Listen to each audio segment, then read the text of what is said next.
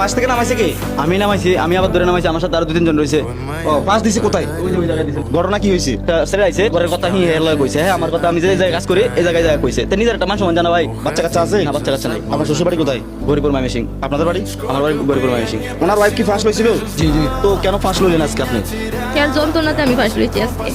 যন্ত্রণা কি? কি নিয়ে যন্ত্রণা? সে সবসময় কাজ করে মারধর করে আমার। পরশু দিন কেউ মনে মাসে যেভাবে ফেলাই, এরা তো শুনছেন, এরা তো সবাই আমার দুধ দিতে। আমি কি কেউ কইছি? আপনি নাকি এখান থেকে পালাইয়া চলে যান, কারণ না বলে চলে যান? আমি গেছি আগে, কিন্তু এরা আবার নতুন করে আইছি বাড়ি থেকে। আমি আনতে ফালাই আর যাই নাই, আগে গেছি কিন্তু আর যাই নাই। তাই 2বার নিজেকে ফাঁস লইছে, আমি তারে না করছি ফাঁস লইবার লিগা। হ্যাঁ কয় আমি থাকলেও মরবো, আমি গেলে মরবো। তাই আমি মরে যাই গা। বিষয়টা হলো কি, একজন আরেকজনকে ভালোবাসা প্রমাণ দিতে গিয়ে মানে এ সাইতে সে মারা যাইবো, এ সাইতে সে মারা যাইবো, মানে মৃত্যু এত সোজা যে মরলে আবার দুনিয়াতে আবার আসতে পারবো। আপনার বাবা মাকে ফোন দিলে আসবে? এই ফোন দিছিল না, করে আইবো না। এখন আপনি গিয়ে সংসার করবেন? না, আমি আর সংসার করতাম না। আপনি পাপি আর কি হন? বড় ভাইয়ের বউ? ও, সে তো চট্টগ্রাম আজকে ফাঁস দিছে, আপনারা কি জানেন? এখন এখানে আপনারা আপনাদের যে কোনো কেউ আসতে হবে, গার্জিয়ান, পাপি আর বাবা হোক, মা হোক, বড় ভাই হোক, এখানে আসতে হবে যে কোনো একজন।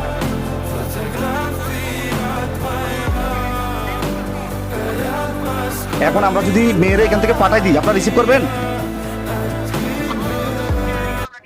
মেয়ে যদি আবার ফতে থেকে পালাই যা? আচ্ছা ঠিক আছে, ধন্যবাদ, কথা বলেন। হ্যাঁ, এখন আপনার বউ তো বলতেছে আপনার ভাত খাবে না, সে চলে যাবে। কিছু করার নাই। রাগের মাথায় অনেক কিছু হয়। এখন তোমার আমরা দায়িত্ব দিলাম, এই তোমার বউকে ডাইরেক্ট সরাসরি তুমি বাড়িতে নিয়ে দিয়ে আসবে, ঠিক আছে? দেমো।